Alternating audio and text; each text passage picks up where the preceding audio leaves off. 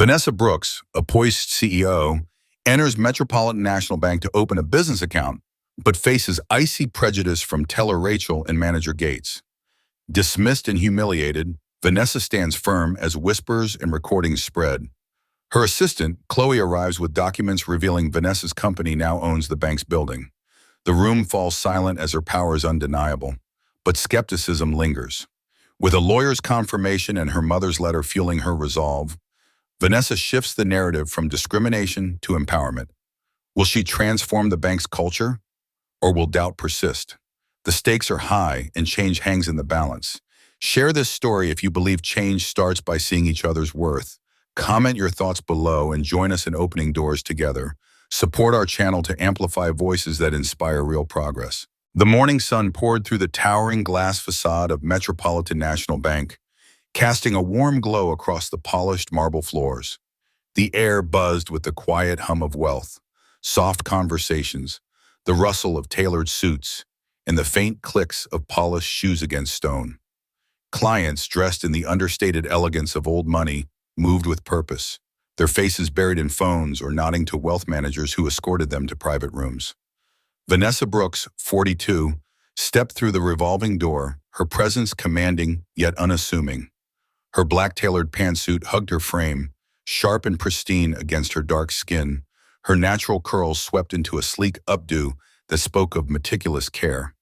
A simple gold necklace glinted under the recessed lighting, and her leather portfolio, tucked under one arm, was a quiet testament to her professionalism.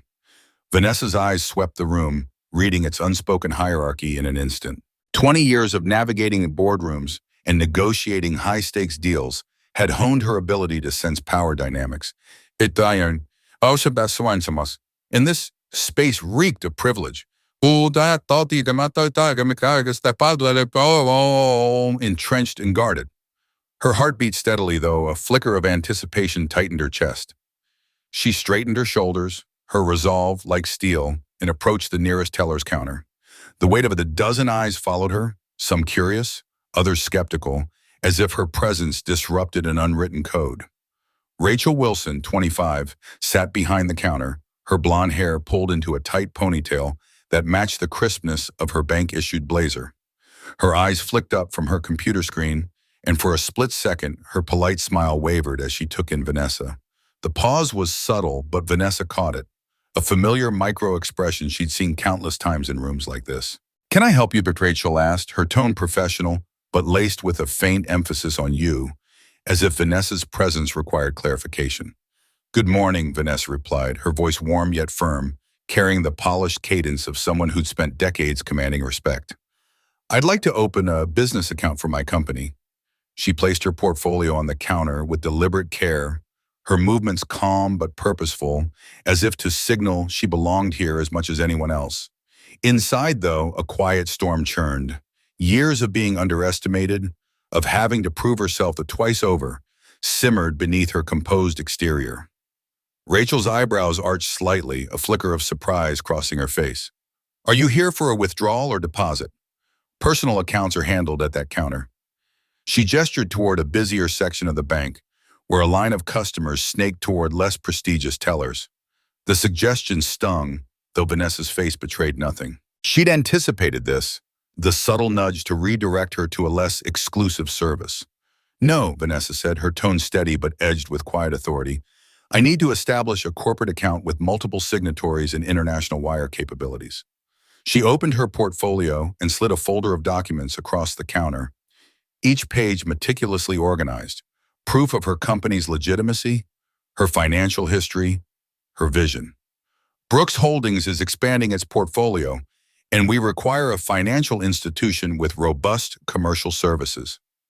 Rachel's eyes flicked to the documents, then back to Vanessa. For a moment, her gaze lingered, assessing, as if trying to reconcile the woman before her with the weight of the paperwork. "And you are?" she asked, her voice tinged with skepticism. "Vanessa Brooks, CEO and founder," Vanessa replied, her words crisp, her chin lifting slightly. She felt the familiar prickle of being sized up, but she held Rachel's gaze, her expression a blend of professionalism and unspoken challenge.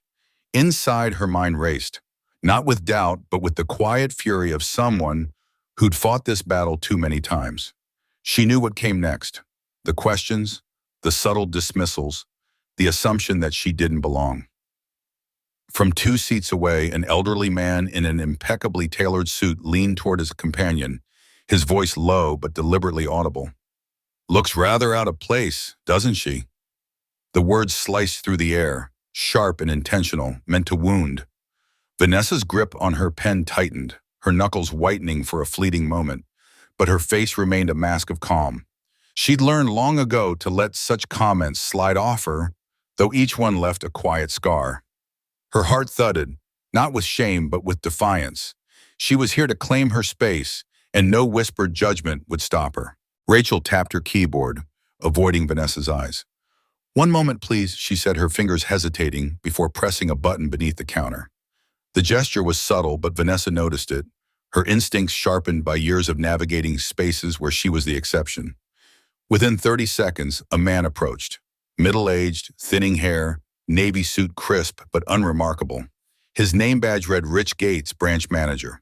His presence carried the weight of authority, but his eyes, as they flicked from Vanessa to the documents, held a guarded curiosity.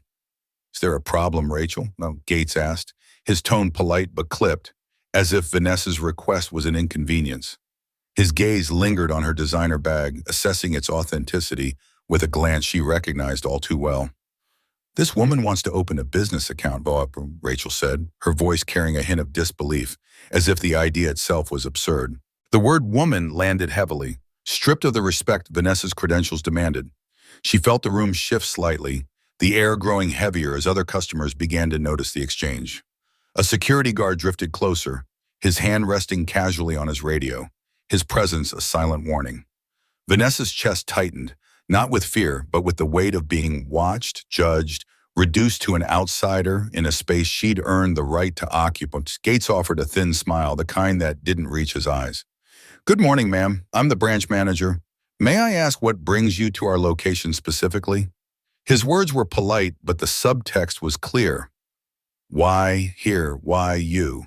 His eyes flicked to the documents on the counter, but he didn't touch them, as if their validity was already in question. "Your commercial banking services and proximity to my new offices," Vanessa replied, her voice even, though her pulse quickened with the effort to remain composed. She slid her banking history and business credentials forward, each document a testament to her success, her resilience, her right to be here. "I have all the necessary documentation." Gates glanced at the papers without truly examining them, his expression unreadable. "I see. And do you understand our minimum balance requirements for business accounts? They're quite substantial." His tone was patronizing, as if he doubted she could meet them. The security guard shifted closer, his radio crackling faintly, and Vanessa felt the weight of every stare in the room. Customers whispered, their eyes darting between her and the manager, some openly watching the scene unfold like a quiet drama. "Yes, I'm familiar with your requirements," Vanessa said, her voice steady, though inside a quiet fire burned. She'd built Brooks Holdings from the ground up, weathered recessions, outmaneuvered competitors, and carved out a place in an industry that rarely welcomed people like her. Yet here she stood, forced to justify her presence to a man who hadn't even bothered to read her credentials. She slid the documents closer, her movements deliberate, her eyes locking onto Gates's. "As you can see," Rachel interrupted, pushing the documents back toward Vanessa with a faint smile that didn't reach her eyes. "We don't typically open accounts for people who aren't our usual clients," she said, her voice icy, the words cutting through the air like a blade. The room fell silent, the weight of her statement hanging heavy. Vanessa's breath caught not from surprise, but from the sheer audacity of the dismissal. Her mind raced, cataloging every slight, every glance, every whispered judgment she'd endured in this room. But she didn't falter. She stood taller, her jaw set, her heart pounding with the quiet strength that had carried her through 1,000 battles like this one. Before she could respond, the revolving door spun again, and her assistant, Marcus, strode in, a folder in hand and a confident grin on his face. "Ma'am, time to sign the lease agreement," he called, his voice bright and unbothered, cutting through the tension like a ray of sunlight. He waved the folder, oblivious to the charged atmosphere, and glanced around. "Where are you watching from?" he asked playfully, as if the room weren't a battlefield of unspoken prejudice. Vanessa's lips curved into a faint smile, her resolve hardening. She turned back to Rachel and Gates, her voice calm but unyielding. "Shall we continue?" she asked, her tone leaving no room for doubt.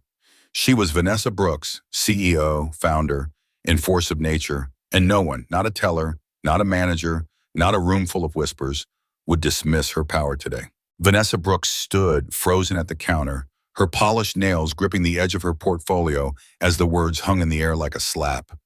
"I'm sorry, but you might be more comfortable at our uptown location. They handle more diverse clientele." The bank teller's tone was polite, but the implication cut deep, slicing through years of hard-won confidence. Around the lobby, the atmosphere shifted subtly but unmistakably. A woman adorned in pearls leaned toward her husband, her whisper sharp and conspiratorial, her eyes flicking toward Vanessa with a mix of pity and judgment. A young man in a crisp business suit, his tie knotted with the precision of ambition, let a smirk curl his lips, as if her presence here was some kind of audacious overreach.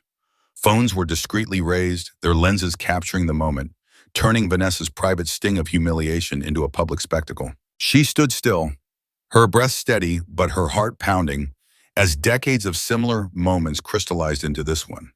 The weight of their stares pressed against her, each glance a reminder of the countless times she'd been underestimated, dismissed, or outright ignored. Her portfolio, clutched tightly in her hands, held the Brooks Holdings acquisition agreement, its gold embossed seal glinting under the harsh fluorescent lights. A quiet testament to her triumph, one the people in this room would never suspect. Beyond the glass doors behind her, a young black woman in a navy blue suit rushed toward the entrance, her bright yellow folder clutched tightly, her face set with a determination that mirrored Vanessa's own from years ago. That woman didn't yet know the battles awaiting her, but Vanessa did. She knew them intimately. Vanessa hadn't been born into a world that handed her opportunities. She'd grown up on Chicago's South Side in a cramped two-bedroom apartment where the walls seemed to hold the weight of her mother's exhaustion. Her mother, a hospital custodian, worked double shifts, her hands calloused from scrubbing floors, her smile weary but fierce as she stretched every dollar to keep food on the table. Vanessa's father had been gone since she was 8, stolen by cancer that moved swiftly and mercilessly, leaving behind only faded photographs and a stack of medical bills that seemed to grow taller each month. The absence of her father carved a hollow space in her chest, but it also forged a resolve in her young heart. She would build something better, something lasting, for herself and for her mother's sacrifices. By 16, while other girls her age dreamed of prom dresses and first loves, Vanessa was running a neighborhood lawn care business. She mowed lawns under the blistering summer sun, saved every penny, and studied with a ferocity that earned her straight A's. At night, when the world quieted, she pored over loan applications and investment strategies at the public library, her mind alight with possibilities others couldn't see. Her determination paid off with an Ivy League scholarship, making her the first in her family to attend college, let alone Harvard Business School. But the path from there was far from smooth. Every step was a battle against doubt. Doubt, her own at times, but mostly that of others who couldn't see past her appearance to the brilliance beneath. At 27, Vanessa made her first real estate acquisition, a dilapidated apartment complex that others had dismissed as a lost cause. She moved into one of the units, living among the peeling paint and creaking floors, and spent her weekends renovating the others herself. Her hands learned the weight of a hammer, the grit of sandpaper, the satisfaction of transforming something broken into something whole. 18 months later, she sold the property for triple her investment, and from that profit, Brooks Holdings was born. Over the next 15 years, her company grew steadily, her sharp instincts allowing her to spot undervalued properties before market trends caught up. Now her empire spanned commercial buildings in 7 major cities, with last year's revenues soaring past $240 million. Yet, no amount of success could fully shield her from moments like today. When she'd first started out, securing capital had been a Sisyphean task. At her initial meeting with Union Bank, The loan officer had barely glanced at her meticulously crafted business plan before fixing her with a skeptical stare. "And who will be guaranteeing this loan for you, Miss Brooks?" he'd asked, his tone dripping with condescension. "I will," she'd replied, her voice steady despite the heat rising in her chest. He'd chuckled, as if her confidence was a joke, and pressed further. "I mean, who's really behind this venture? Your husband? Family money?" The assumption stung, but it wasn't new. 3 banks rejected her before one finally took a chance, and even then they demanded triple the collateral typically required, as if her ambition alone wasn't enough. Just last month, Vanessa had toured potential office space in a gleaming downtown high-rise. The leasing agent, with a smile that didn't reach his eyes, had steered her towards smaller units, assuming limits that existed only in his mind. When she inquired about leasing an entire floor, his response was laced with polite disbelief. "That space is typically reserved for more established firms. Perhaps something that better fits your profile." Her profile, always her profile. The phrase had become a shorthand for the assumptions that followed her everywhere. Assumptions about her race, her background, her worth. Business meetings were no different. She'd walk into boardrooms, her heels clicking with purpose, only to see eyes dart past her to the door, waiting for the real CEO to enter. Conference calls were easier. Her voice carried authority without the visual cues that seemed to unsettle so many. But when she arrived for in-person negotiations, she'd watch expressions shift, surprise giving way to discomfort, then to a forced cordiality that never quite masked the unease. "She's really the boss," she'd overhear, the words often followed by murmurs about affirmative action or family connections, anything to diminish her achievements without acknowledging the intellect and grit that had carried her here. Through every slight, every dismissal, Vanessa carried a quiet anchor in her wallet, tucked behind her ID and credit cards, a letter from her mother written the day she left for college. The paper was worn at the creases now, the blue ink fading, but its words remained vivid in her mind. "My beautiful daughter, the world will try to tell you what you're worth. Never forget your true value, even if they do. Your greatness doesn't need their permission. Love, Mom." Her mother hadn't lived to see Brooks Holdings rise, to see the empire Vanessa had built from nothing. But those words were her compass, guiding her through every moment of doubt, every sting of rejection. As she stood at the counter now, the weight of the letter pressed against her, a reminder of who she was and what she'd overcome. The teller's words still echoed, the lobby's stares still burned, but Vanessa straightened her shoulders, her gaze steady. She was no stranger to this fight, and she wasn't done yet. In the heart of the bustling city, Vanessa Brooks stood poised in the lobby of Metropolitan National Bank, her presence radiating a quiet strength that belied the storm brewing inside her. At 42, she had built Brooks Holdings from the ground up, a testament to her resilience and ambition. Her tailored navy suit and understated elegance spoke of success, but to the untrained eye, she was just another face in the crowd. Vanessa's heart carried the weight of every hurdle she'd overcome, every rejection, every slight, every moment when someone had looked at her and seen only what they wanted to see. Today, though, was different. Today was a reckoning, not of her own design, but one that fate had orchestrated with poetic precision.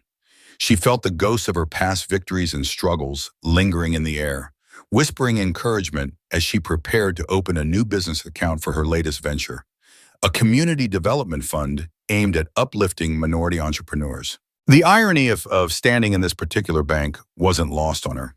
8 years ago, this very branch had denied her a business loan, dismissing her dreams with cold indifference. A security guard had once trailed her through this same lobby, his eyes narrowing as if her crisp blazer and confident stride were somehow out of place.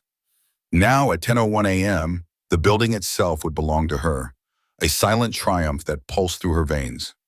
Outside, Chloe Jenkins slipped her smartphone into her pocket, her movements brisk and purposeful. At 28, Chloe was the embodiment of sharp intellect and unyielding drive, qualities Vanessa had recognized instantly when she hired her as her executive assistant 3 years ago. A Spelman College graduate who'd topped her class, Chloe had the same fire in her belly that had propelled Vanessa to where she was today. Her dark curls were pulled back neatly, and her eyes flicked to the yellow folder in her hand, which held the final documents for the building acquisition. She glanced at her watch, her mind racing with the weight of the moment. This wasn't just a transaction, it was a statement. She'd told Vanessa earlier that morning, her voice steady with conviction. "Everything's set, Ms. Brooks. The legal team's ready for your signature. 5 minutes from now, they'll know exactly who owns this place." The words had carried a shared understanding between the two women, a quiet acknowledgement of the significance of this day. Chloe's chest swelled with pride, not just for her boss, but for what this moment represented: a reclaiming of space, a rewriting of a narrative that had once tried to erase them both. Inside the bank, the atmosphere was thick with tension, a coiled spring ready to snap. Vanessa stood before Mr. Gates, the branch manager, whose demeanor was a carefully constructed facade of professionalism masking something uglier. His eyes, cold and assessing, lingered on her in a way that made her skin prickle, not with fear, but with a familiar indignation. "Ms.," he said, his tone clipped, deliberately ignoring the name she'd given him twice already. "I didn't catch your name."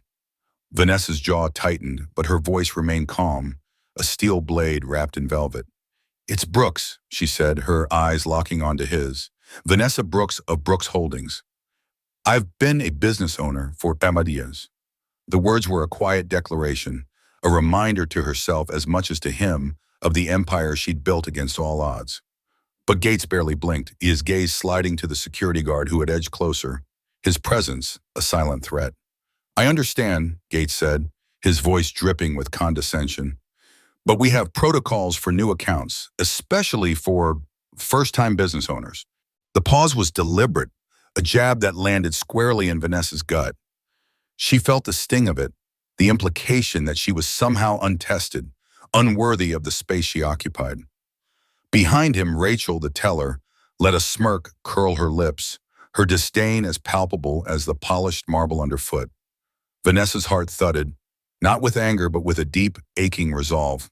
She knew this script all too well, the one where she was cast as the outsider, the troublemaker, the one who didn't belong. She could feel the eyes of the lobby's onlookers, a mix of curiosity and judgment, boring into her. A woman in a designer suit whispered to her companion, her words sharp enough to cut through the hum of the bank. "Why do they always have to make things difficult?" The words stung, but Vanessa had heard worse. A middle-aged man in golf attire muttered, loud enough for her to hear, "Always causing trouble in places like this." Each syllable was a brick in the wall they were trying to build around her, a narrative designed to paint her as the problem, no matter how calmly she stood her ground. Inside, her mind churned. She thought of her mother, who'd worked 2 jobs to keep the lights on, and her grandmother, who'd taught her to hold her head high no matter who tried to push her down. Every milestone she'd reached, every deal closed, every barrier broken, had been for them as much as for herself. This moment was no different. Gates stepped closer, his smile a brittle mask. "Perhaps we could discuss this privately," he said, his hand gesturing toward the exit in a way that felt less like an invitation and more like a dismissal. "Let me walk you out, Ms." The way he let the word hang, as if her name were an afterthought, was a calculated move, one that made Vanessa's blood simmer. Behind him, Rachel slid Vanessa's documents back across the counter, her movements slow and deliberate, as if she were handling something distasteful. "As Mr. Gates mentioned," Rachel said, her voice laced with false politeness, "we can't open an account without additional documentation and verification." Vanessa's eyes narrowed, her voice steady, but edged with steel. "You haven't even looked at my credentials. My company's financial statements, incorporation papers, and tax ID are all there." She gestured to the folder, her heart pounding with the weight of being forced to prove herself yet again. She wasn't here to beg for their approval. She was here to claim what was hers. Around her, the lobby had become a stage, and Vanessa was acutely aware of the audience. Several customers had their phones half raised, capturing the scene with furtive glances, their recordings a silent commentary on the unfolding drama. The air was heavy with unspoken assumptions, and Vanessa could feel the weight of their gazes, some curious, some hostile. She knew what they saw: a black woman in a suit, standing her ground, daring to demand respect in a space that wasn't built for her. But she also knew what they didn't see: The years of sleepless nights, the sacrifices, the moments when she'd had to swallow her pride to keep moving forward. "I'm not leaving," she said, her voice low but unwavering, a quiet defiance that seemed to ripple through the room. In that moment, she wasn't just Vanessa Brooks, businesswoman. She was every dream deferred, every door slammed shut, every voice told to be quieter, smaller, less. And she was done playing by their rules. Outside, Chloe stood waiting, her fingers tightening around the yellow folder. She could sense the tension even from the sidewalk, her instincts honed by years of working alongside Vanessa. She thought of her own journey, how she'd fought to be seen as more than a stereotype, how Vanessa had given her a chance when others hadn't. The acquisition documents in her hand were more than paper. They were proof of what was possible when you refused to let the world define you. Her heart raced with a mix of anticipation and pride, knowing that in mere minutes the balance of power would shift. This building, this bank, this moment, they would all bear the mark of Vanessa Brooks, a woman who had turned rejection into triumph. Chloe's lips curved into a small, determined smile. She was ready for the world to see what she'd always known, that Vanessa was a force, unstoppable and undeniable. Vanessa Brooks stood at the counter of Metropolitan National Bank, her posture unwavering, her voice steady despite the sting of rejection. "I have every right to open an account here," she declared, her tone laced with a quiet but unyielding conviction. "My documents are in order, my business is legitimate, and I've conducted myself with nothing but professionalism, despite the way you've treated me." Her words carried the weight of someone who had fought this battle before, someone who knew the cost of being underestimated. Inside, her heart churned with a mix of frustration and defiance, but she refused to let it show. She wasn't here to beg. She was here to claim what was rightfully hers. Mr. Gates, the bank manager, stood opposite her, his face a mask of cold authority, his lips pressed into a thin line, and his eyes narrowed as he leaned slightly forward. "Ma'am," he said, his voice dripping with condescension, "if you continue to disturb our customers, I'll have no choice but to call security and have you escorted out." His words were a calculated jab, meant to intimidate, to remind her of her place. Inside, Gates felt a flicker of unease. He didn't like confrontations, especially not in the pristine, orderly lobby of his bank, but he buried it beneath his practiced professionalism. He had a reputation to maintain, and he wasn't about to let this woman, with her insistent demands and unyielding stare, unravel it.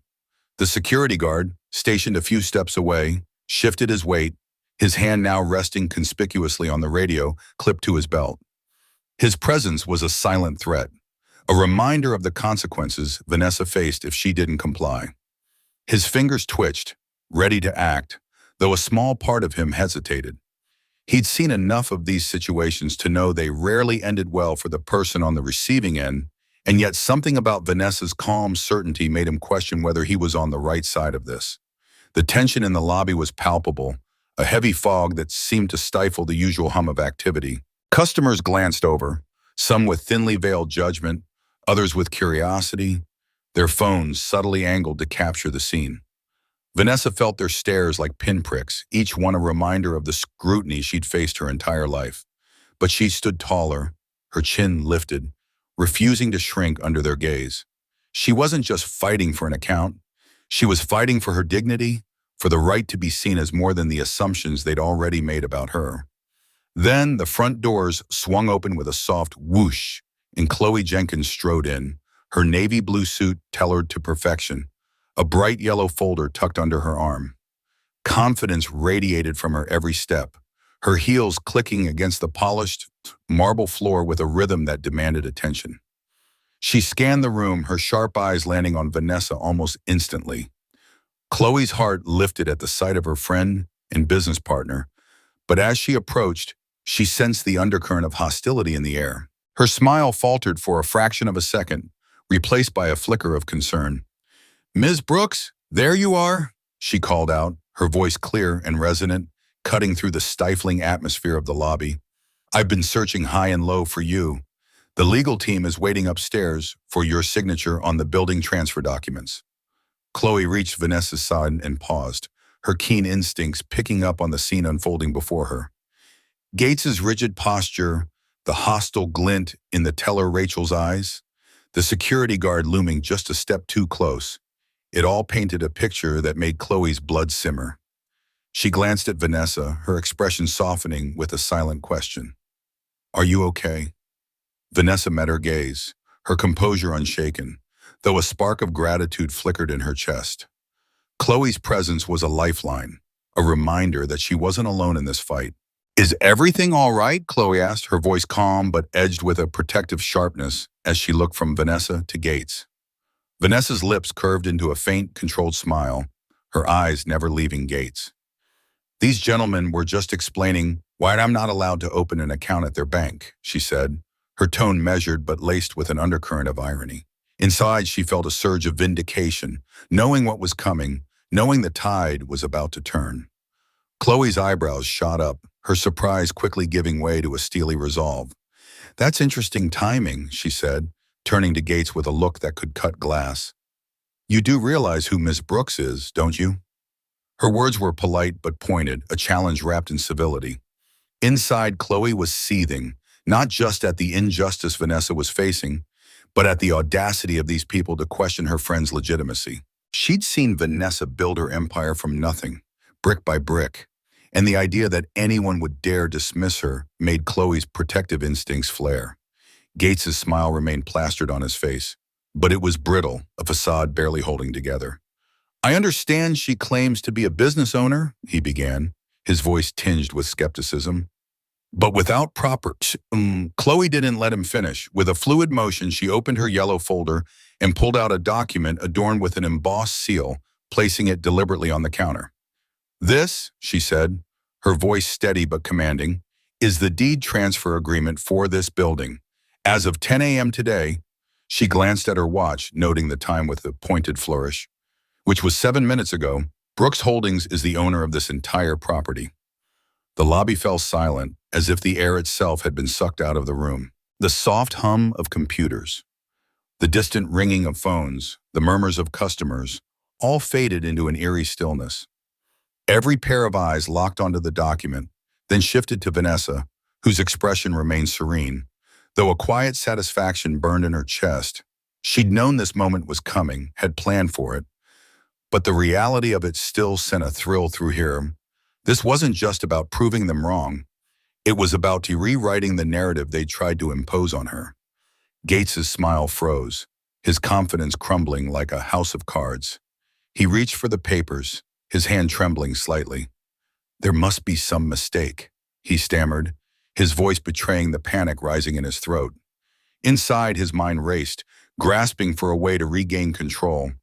He'd dealt with difficult customers before, but this was different. This woman wasn't just a customer. She was someone with power, real power, and he'd misjudged her entirely. Chloe, unfazed, pulled another document from her folder. "No mistake," she said coolly, placing it on the counter. "Here's the building deed, showing the transfer of ownership from Westland's properties to Brooks Holdings, effective today." She extracted a third document, her movements precise, almost theatrical. "And this is the notification sent to Metropolitan National Bank 2 weeks ago, informing you that your new landlord is Brooks Holdings, with CEO Vanessa Brooks as the primary contact for all lease-related matters." Rachel, the teller behind the counter, had gone pale, her hands frozen on the stack of Vanessa's rejected documents. Her earlier hostility had evaporated, replaced by a dawning horror as she realized the magnitude of her mistake. She judged Vanessa without a second thought, her assumptions rooted in biases she hadn't even questioned. Now those assumptions were crumbling, and with them, her sense of certainty. The security guard too took a hesitant step back, his earlier confidence replaced by uncertainty. He wasn't sure what his role was anymore, and the thought of having almost escorted Vanessa out made his stomach twist. Vanessa, still composed, allowed a flicker of satisfaction to shine in her eyes. She looked at Gates, her voice calm but piercing. "No, Mr. Gates," she said, her words carrying the weight of 1,000 unspoken battles. "The only mistake here is assuming what power looks like." Her statement landed like a thunderclap, resonating in the silent lobby.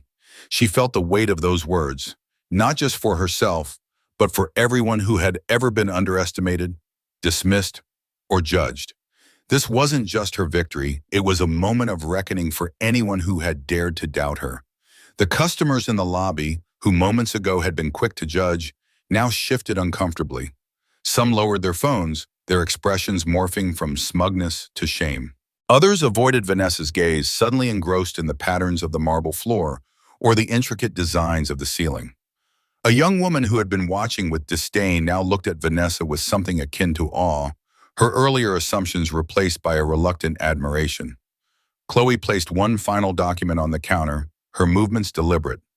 "This is the current lease agreement for Metropolitan National Bank's occupancy of this building," she said, her voice unwavering.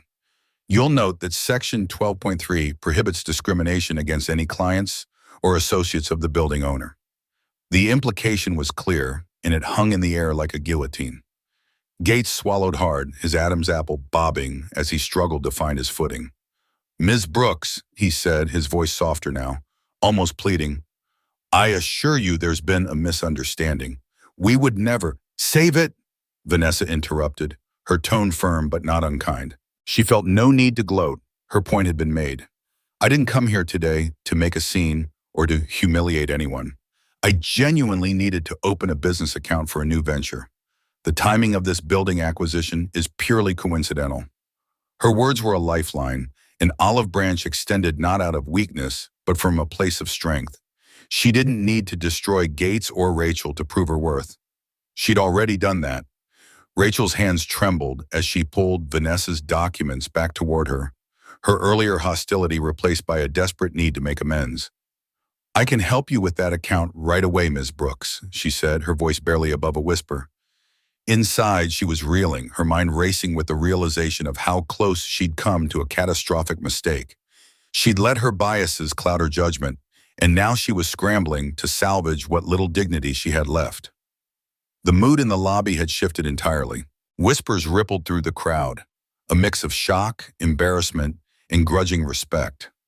The young woman who had been watching now openly stared at Vanessa, her eyes wide with admiration.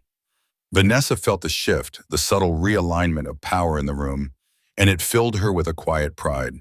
She hadn't just won a battle, she'd changed the way these people saw her, and perhaps the way they'd see others like her in the future. The older gentleman in the bank lobby inclined his head toward Vanessa with a gesture of respect, but the air remained thick with doubt. Not everyone was ready to accept her presence or her claims. A man in his 60s, clad in a tailored suit that spoke of wealth and influence, stepping forward from a private banking desk. His name badge gleamed under the fluorescent lights, Harold Howard. His voice cut through the hum of the lobby, commanding attention. "Pardon the interruption," he said, his tone sharp enough to draw every eye in the room. "But in this day and age, anyone can whip up fake documents or spin a tale of grandeur."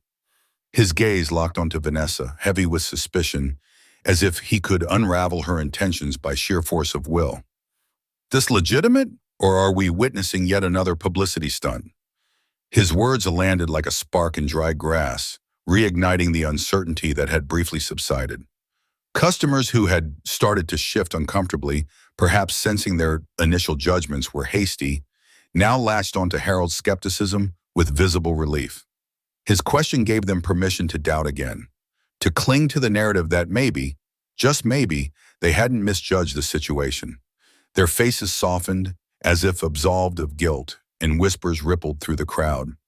Vanessa stood at the center of it all, her expression composed, but her heart heavy with the weight of familiarity. This was no new battle.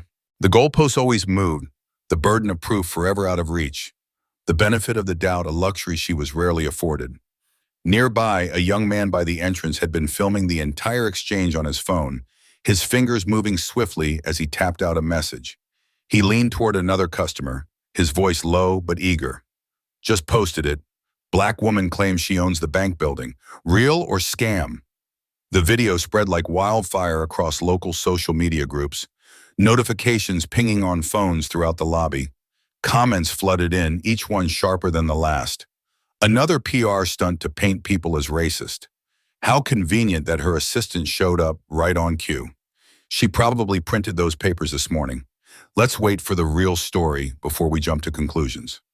The digital chorus grew louder, each anonymous voice chipping away at Vanessa's credibility before she could even fully defend herself. Vanessa watched the ripple effect unfold, her resignation tempered by a quiet resolve.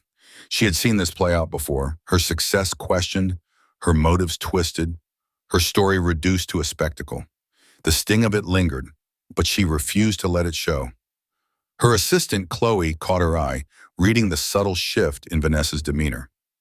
Mr. Gates, the bank manager, seized the moment to regain control, his confidence bolstered by the crowd's wavering sentiment. Perhaps we should verify these documents with the property management office, he suggested, his voice carrying the weight of protocol. Standard procedure, you understand. Chloe glanced at Vanessa, who gave a nearly imperceptible nod, her eyes steady. By all means, Vanessa said, her voice calm but laced with an unshakable certainty. Let's verify everything. I have nothing to hide. What had started as a routine transaction tainted by prejudice had now escalated into a public trial of her integrity.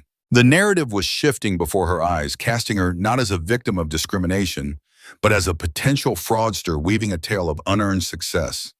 The stakes had never been higher, and Vanessa felt the weight of every gaze in the room, each one waiting for her to falter. Chloe, undeterred, moved with purpose. She placed her tablet on the counter, opened a video call application, and dialed a number with practiced ease.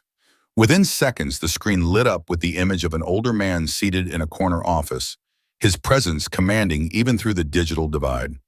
Miss Jenkins, good morning, he said, his voice warm but professional. Is Miss Brooks with you? Yes, Mr. Harrington, Chloe replied, her tone crisp. We're at Metropolitan National Bank finalizing the building acquisition. There seems to be some confusion regarding the authenticity of our documentation.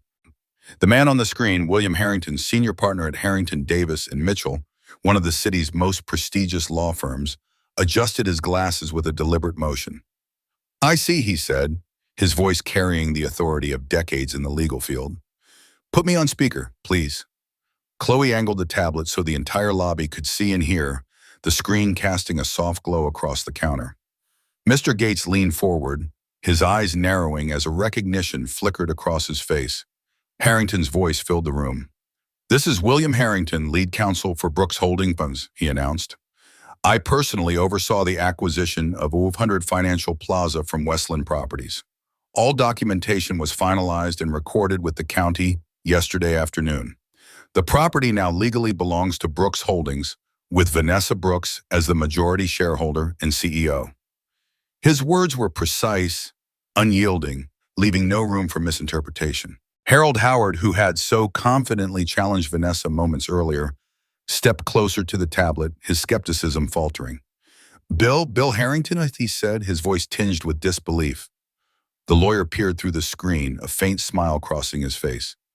Harold, is that you? I didn't know you banked here. Yes, everything is legitimate. In fact, I believe your firm handled some of the earlier transactions for this building back in 2010. Harold's face flushed, his earlier certainty crumbling into embarrassment. Yes, we did, he stammered, his voice barely audible. The lobby fell silent, the weight of Harrington's words settling over the crowd. Rachel, the teller who had first questioned Vanessa, stared at her computer screen, her fingers frozen above the keyboard, unwilling to meet anyone's gaze. Gates stood motionless, his mind racing as the implications of his actions crashed over him. He had doubted Vanessa, pushed her to prove herself, and now her identity and her power stood undeniable. Vanessa reached into her portfolio, her movements deliberate, and withdrew a worn, folded piece of paper. Her fingers lingered on its edges, the creases telling a story of countless unfoldings and refoldings. As she smoothed it out, her eyes held a quiet intensity, a mix of pride and defiance. This was no ordinary document. It was a testament to her journey, a tangible piece of the battles she had fought to stand in this moment. The room waited, breathless, as she prepared to reveal its significance, her heart steady despite the storm of emotions within. Vanessa stood in the grand lobby of the bank, her fingers trembling slightly as she unfolded her mother's handwritten letter. The worn paper, softened by time and touch, seemed to hum with the weight of her mother's love and resilience. For a fleeting moment, Vanessa closed her eyes, letting the faded ink and familiar handwriting anchor her. Those words, penned in her mother's careful cursive, were more than just a letter. They were a lifeline, a reminder of who she was and where she came from. She took a deep breath, steadying herself, and when she spoke, her voice rang out, clear and unwavering, cutting through the hum of the crowded lobby. "My beautiful daughter," she read, her tone imbued with both reverence and defiance. "The world will try to tell you what you're worth. Never forget your true value, even if they do.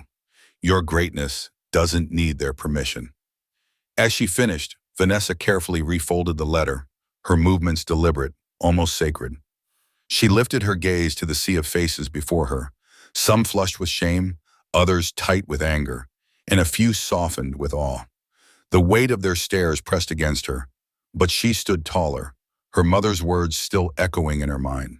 "My mother cleaned office buildings her entire life," she said, her voice steady but laced with pride. "Audrey. Buildings like this one with their polished floors and gleaming glass. She taught me that worth isn't measured by the titles others give you or the assumptions they make when they see you walk through the door. It's about what you know to be true when you stand alone and face yourself in the mirror." Her words hung in the air, heavy with meaning, and for a moment the lobby seemed to hold its breath. Then, from behind a sleek mahogany desk, a young bank employee stepped forward. Her name tag read Jessica, and though her hands shook faintly, her eyes were resolute. "Ms. Brooks," she said, her voice steady despite the nervous glance she cast toward Mr. Gates, the branch manager, who stood stiffly nearby. "I'm so sorry for how you were treated earlier. It wasn't right." Jessica paused, swallowing hard, then pressed on. "If you still want to open that account, I'd be honored to assist you personally. We have a private banking suite where you'll be more comfortable." The word "comfortable" landed like a stone in the room. Vanessa arched an eyebrow, the irony sharp and undeniable to everyone who had witnessed the earlier exchange, when she'd been dismissed, judged, and made to feel small. A ripple of discomfort passed through the crowd, but Jessica didn't falter. Her cheeks flushed, but she held Vanessa's gaze. "You deserve our best service," she said firmly, "as any client does. As the owner of this building, especially does." The air shifted, the tension breaking like a wave. Mr. Howard, a senior banker with silver hair and a crisp suit, stepped forward, his expression a mix of chagrin and sincerity. He extended his hand to Vanessa, his eyes meeting hers with a rare vulnerability. "I misjudged you," he admitted, his voice low but clear. "In my 40 years in banking, I've prided myself on being cautious, skeptical even. But today, I let that skepticism cloud my judgment, and I was wrong. I'd be honored if you'd allow me to take a photo with you. My granddaughter, she needs to see that success doesn't always look like what we're taught to expect. It can look like you." Around the lobby, the atmosphere transformed. Phones that had moments ago been raised to capture a moment of mockery now recorded apologies and outstretched hands. Customers who had whispered judgments behind their hands now stepped forward, eager to introduce themselves to Vanessa, the building's new owner. The narrative was shifting, slowly but surely, from exclusion to recognition, from prejudice to respect, and perhaps, in some small way, toward reconciliation. 1 week later, Vanessa stood in the bank's conference room, her presence commanding the attention of every employee gathered before her. From executives in tailored suits, to tellers in pressed uniforms to the maintenance staff who kept the building's marble floors gleaming, every pair of eyes was on her. Mr. Gates sat in the front row, his face a carefully constructed mask of neutrality, though his fingers twitched nervously against the armrest of his chair. Vanessa's gaze swept over the room, calm but piercing as she began. "Thank you all for being here," she said, her voice warm but firm. "As the new owner of this building, I could have started this meeting with talk of lease agreements or plans for renovations. But I'm here to talk about something far more important: potential." She stepped out from behind the podium, choosing to stand closer to the employees, her heels clicking softly against the polished floor. The move felt intimate, deliberate, as if she were inviting them into her vision. "Last week when I walked into this bank, what did you see?" she asked, her tone gentle but challenging. "Be honest with yourselves, even if you don't say it out loud. Did you see a CEO, a property owner, A Harvard graduate? Or did you see something else? Limitations, assumptions, based on nothing more than my appearance. The room was silent, the kind of silence that hums with unspoken thoughts. Several employees looked down, their gazes fixed on the folders in their laps or the floor beneath their feet. Vanessa let the silence linger, giving them space to sit with their discomfort. We all make snap judgments, she continued. It's human. We see a face, an outfit, a posture, and we think we know the story. But the question isn't whether we judge. It's whether we let those judgments become walls that keep others out. You have the power to change the world when you stop judging by what you see on the surface and start seeing potential. She nodded to Chloe, her assistant, who began distributing sleek folders to each person in the room. Murmurs of curiosity rippled through the crowd as they opened them. Inside those folders, Vanessa said, you'll find details about a new initiative called the Open Doors Fund. Brooks Holdings is launching a $5 million grant program for minority entrepreneurs and women-owned businesses, and this branch will serve as its home base. The murmurs grew louder, a mix of surprise and excitement. Every one of you in this room will be trained to identify and support promising applicants. Your expertise as bankers, combined with a genuine commitment to inclusion, can transform lives and communities. Her gaze landed on Mr. Gates, who shifted uncomfortably in his seat, his carefully neutral expression faltering for a moment. Yes, Mr. Gates, Vanessa said, addressing him directly, her voice steady but not unkind. That includes you, especially you. Your position here gives you influence, power to either uphold barriers or tear them down. I'm offering you the opportunity to do the latter. She turned back to the room, her eyes sweeping over the assembled staff. I'm not here to dwell on what happened last week, and she said, I'm not interested in punishment or pointing fingers. What happened was a symptom of something bigger, something systemic. My goal is progress, creating systems where potential is seen, valued, and nurtured, no matter who walks through those doors. Vanessa paused, letting her words settle, her mother's letter still vivid in her mind. She could almost feel her mother's hand on her shoulder, steadying her, reminding her of the strength that had brought her here. Together, she said, her voice rising with conviction, we can build something better. Something that doesn't just open accounts, but opens doors. Something that doesn't just serve clients, but changes lives. Let's get to work. By midday, the bank's lobby had undergone a remarkable transformation, radiating a renewed sense of purpose and inclusivity. A polished brass plaque now adorned the wall near the entrance, its bold inscription reading, Brooks Holdings, where every client matters. The words gleamed under the soft glow of the chandelier, a quiet but powerful declaration of change. Overhead, vibrant display screens flickered to life, showcasing the faces and stories of diverse entrepreneurs, men and women who had defied towering odds to build thriving businesses. Their triumphs, displayed in vivid color, seemed to pulse with the heartbeat of possibility, inspiring anyone who paused to watch. Most striking of all was the newly established private banking office, a dedicated space carved out for first-time business owners from underrepresented communities. It was a sanctuary of opportunity, designed to nurture dreams that traditional banking systems might have overlooked. Chloe Jenkins, newly appointed as Brooks Holdings Director of Community Development, stood at the helm of this bold initiative. Her heart swelled with pride as she led the inaugural session of the Open Doors program, a carefully crafted orientation for 15 aspiring entrepreneurs. These were individuals who, in another time or place, might have faced cold skepticism or outright rejection from the polished counters of traditional banks. Yet here they were, seated in a circle of possibility, their eyes alight with determination. Chloe moved among them, her voice warm and steady, offering personalized guidance on securing loans, drafting business plans, and navigating the labyrinth of financial management.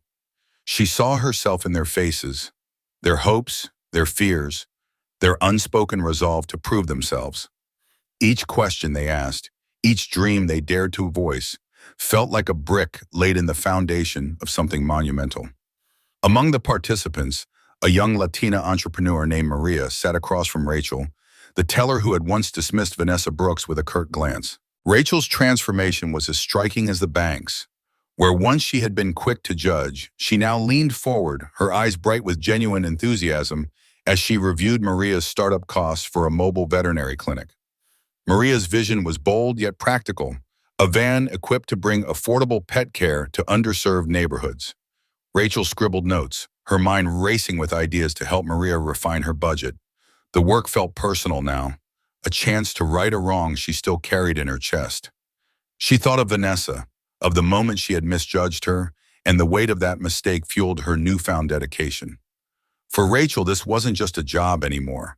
It was a mission to see people truly see them for the potential they carried. Outside, the energy was electric. A college student, phone in hand, stood near the bank's entrance, live streaming the scene to a growing audience. His voice crackled with awe as he spoke, his words raw and unfiltered. "I'm witnessing history right now," he said, panning the camera across the gleaming plaque in the bustling lobby. "Just last week, a woman named Vanessa Brooks was turned away from this very bank. Today, she's rewritten its story. This is what real power looks like. Not loud, not flashy, but purposeful. It wears every color, every story, every struggle." His video spread like wildfire across social media, racking up thousands of views within hours. The comments poured in, a chorus of strangers moved by the quiet revolution unfolding at Brooks Holdings. Business journals reached out for interviews, eager to dissect the bank's bold pivot. Community organizations sent emails offering partnerships, their leaders inspired by the initiative's promise. A local news crew arrived, their cameras capturing the open doors session through the bank's glass doors, where hope and ambition seemed to spill out onto the sidewalk. As the day drew to a close, Vanessa stood near the employee exit, her mind still buzzing with the weight of what they had achieved. She felt a quiet pride, not in the accolades or the viral attention, but in the tangible change she could see in the faces around her. The lobby, once sterile and impersonal, now hummed with possibility. She was about to leave when Rachel approached, her steps hesitant, her eyes fixed on the floor. For a moment, neither woman spoke. The silence was heavy, charged with the memory of their first encounter. Finally, Rachel's voice broke through, soft but earnest. "Ms. Brooks," she said, her throat tight with emotion, "I've been wanting to apologize properly. What I did, it was wrong. I judged you before I knew you, and I'm so sorry." Vanessa's gaze softened, but her posture remained steady, commanding. She raised a hand, not to dismiss the apology, but to redirect its energy. "It's already forgotten," she said, her voice calm but firm. Then she leaned in slightly, her eyes locking with Rachel's. "But I do have one piece of advice. Next time, look people in the eye. Really see them. You never know who's standing in front of you, giving you a chance to be better." Rachel nodded, her chest tightening with the weight of the lesson. She understood, not just the words, but the deeper truth they carried, that every interaction was a chance to build or break, to open a door or slam it shut. Vanessa's forgiveness wasn't absolution. It was a call to action, and Rachel felt it settle into her bones.